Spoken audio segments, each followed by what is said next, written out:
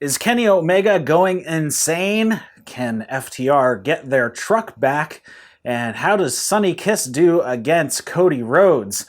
What's up, everybody? Eric here from That's Wrestling. Thanks for tuning in to today's News Wire. Be sure to like and subscribe to this channel for more content, and let's get in it. Just a few things to talk about first. On the New Japan front, Yoshi-hashi looks like he's actually going to be okay. He is scheduled to be on the show on the 20th in 4 days. So some people were saying that the knee injury that he suffered during the New Japan Cup was career-threatening. Seems not to be the case. On some other news, QT Marshall along with DDP have confirmed that COVID has hit them. That is why QT Marshall has not been on the show for the past few weeks and was not on this week. He was held off because he was exposed to somebody who did have COVID, and it appears that he now does have COVID. So we're not sure when he's going to come back.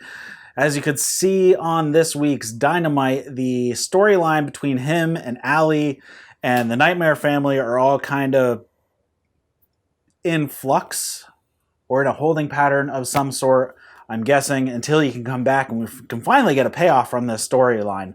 So let's get into Dynamite for this week, and we start off the show with Cody versus Sonny Kiss for the TNT Championship. I thought this was a very good showing for Sonny Kiss. Cody had some heel tendencies in this. Right at the beginning, he hit a few moves and then did some showing off by doing some push-ups.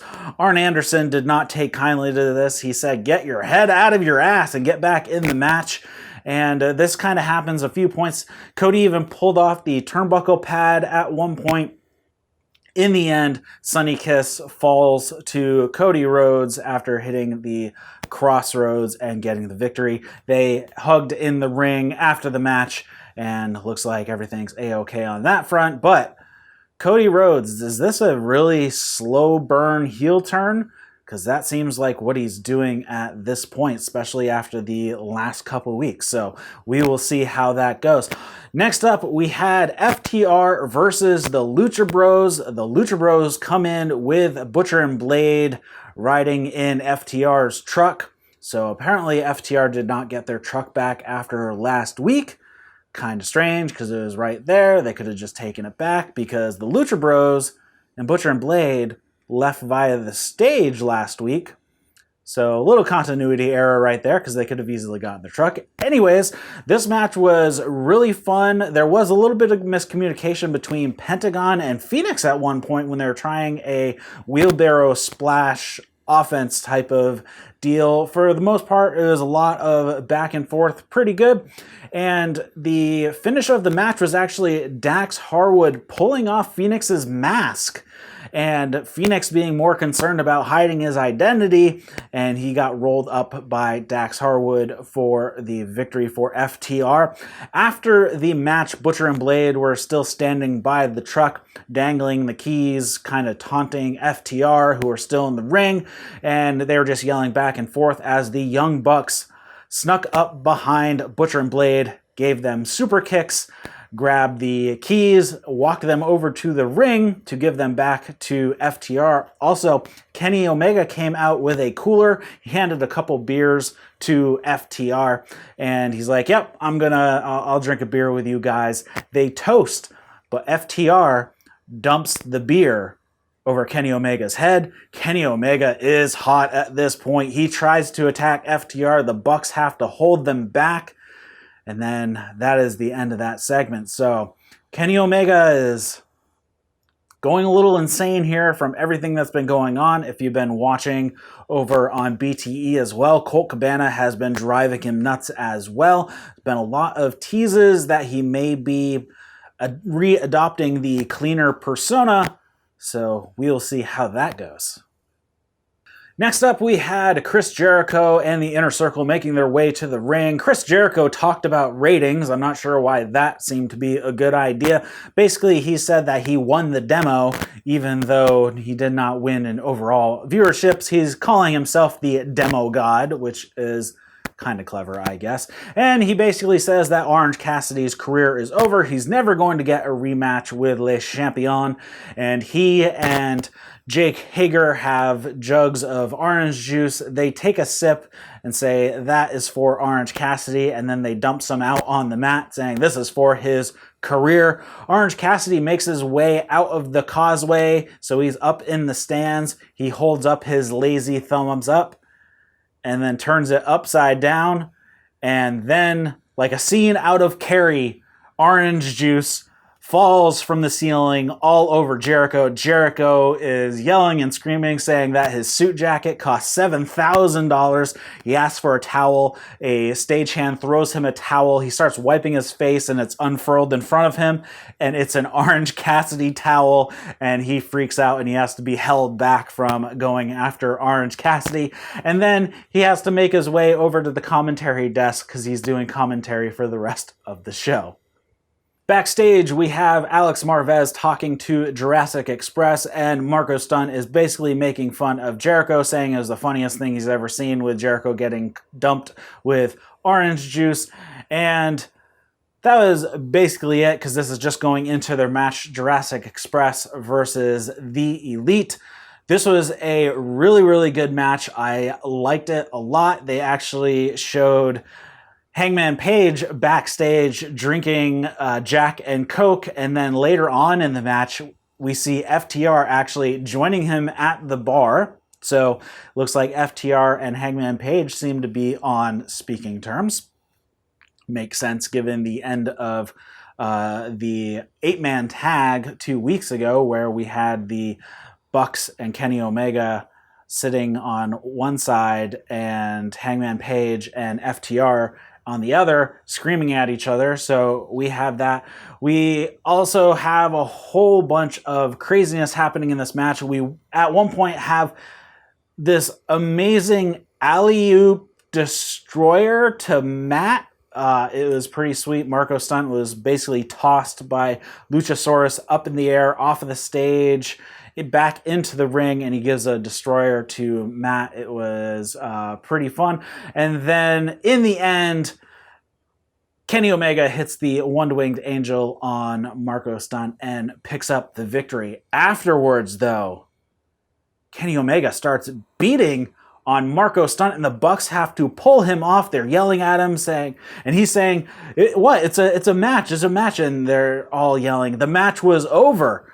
So Kenny Omega seems to be losing his marbles here. So I am hoping this means we will be seeing a heel turn, maybe the readoption of the cleaner persona. He did the Rise of the Terminator dive in this match successfully. So we will see how this plays out in the upcoming weeks, but I'm kind of really looking forward to what's happening. Next up, we have a quick backstage with Hikaru Shida, asked about Nyla Rose being the contender or getting a rematch, and she says she doesn't really care who she faces as long as they're strong enough, they're tough enough, they're passionate enough. She's waiting for him, and she's ready to take on anybody, and that was the end of that segment. Then we have a Jon Moxley pre-tape where he's talking about he's been really frustrated about everything that's been going on. Tonight he's going to be able to purge those frustrations. And he also says that the AEW title is on the line tonight, and we fight for the fallen. We fight for our loved ones. He actually has a Danny Havoc shirt on, so people who are wondering, up until this time, because you only saw the Y and Havoc, so it wasn't a Jimmy Havoc shirt. He had a jacket on, but we did see the full shirt when he came in for the match, but it was something that I picked up on. I'm like, is he wearing a Jimmy Havoc shirt? That seems weird since he's suspended. Then I realized it was Danny Havoc, who passed away a couple months ago at this point, who was a good friend of Jon Moxley, so he is wearing that to honor his friend. And basically he says that on Technique with Taz, he said that he wouldn't be able to hit the paradigm shift on Brian Cage because he was too muscular, he was too swole. He said, I don't really care, I'm just going to tear the muscle off the bone. So I hope you enjoy The Hospital. Next up, we have a story that has only been on Dynamite kind of peripherally. We now have Brandy and Allie teaming up as the Nightmare Sisters, accompanied to the ring by Dustin Rhodes. They basically face off against a jobber team of Kenzie Page and MJ Jenkins. This match went as you thought. The Nightmare Sisters basically just beat up on them, though there was some friction between Allie and Brandy throughout the match, and this has been the case with Brandy and Allie on Dark for many, many weeks now, especially with QT Marshall in the mix. Obviously, QT Marshall wasn't there, as we talked about at the beginning of the show, so that's how that stood, and that was basically it. Next up, we had Nyla Rose coming out to the ring to talk about who her manager might be. Dasha is actually in the ring interviewing her. She says she's not going to tell anybody anything.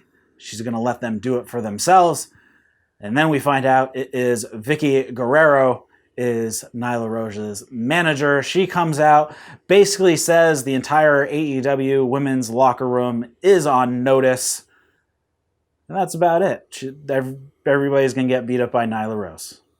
Then in a segment that I'm not sure actually aired on television, it might have just been on the fight feed, but Taz cut a promo talking about how Jon Moxley had come onto TV saying that Brian Cage wasn't 100%, that he's just going to rip his arm once again, and he says that he finds that kind of funny with Moxley staying at home with his little wifey quarantining, and during that time Brian Cage has been competing regularly and training regularly, and he is 100%.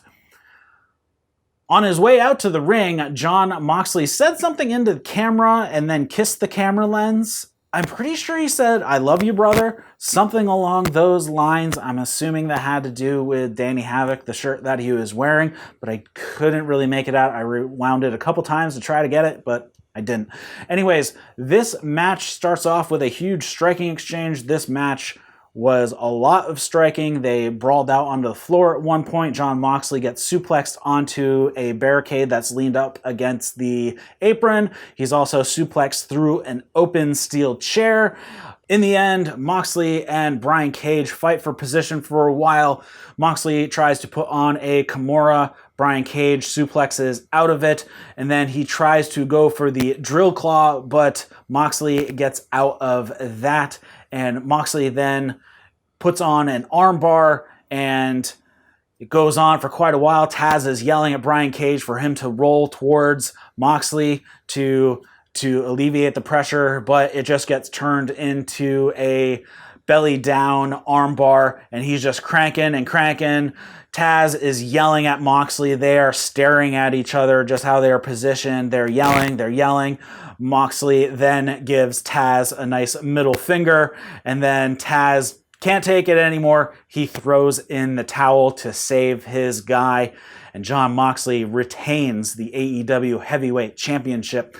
After the match, though, Brian Cage is pissed, and he grabs the FTW Championship belt and smashes Moxley with it, and then drops a bunch of punches, and then the lights go out. And when they come back on, Darby Allin is up on the top rope with a skateboard. He dives off the top rope and hits Brian Cage right in the throat with a skateboard. Jon Moxley gives him a bit of a nod of approval. Cage has to be held back so he doesn't run back into the ring. Allin and Moxley give each other a fist bump, and that is the end of the episode. I thought this was a very solid episode, except for the segment with the Nightmare Sisters. Not sure that needed to be on Dynamite yet, especially if we don't know the status of QT Marshall. So we don't know when this story can actually get pushed forwards. Obviously, Brandy is not the greatest wrestler. Allie is good. I really like her stuff. And she, in this role, she is playing like, I hate this girl, but I'm doing something, and she keeps rolling her eyes behind Brandy's back to the camera. It's pretty entertaining. I'm still very intrigued with what they're actually doing. So, thanks a lot, everybody, for tuning into the Newswire on That's Wrestling. You can grab this as a podcast if you just search for That's Wrestling Newswire on all your favorite podcast apps. So you can just get the 5 to 10 minute episodes I do every few days, or as often as there is news to report on AEW and New Japan. So, thanks for watching.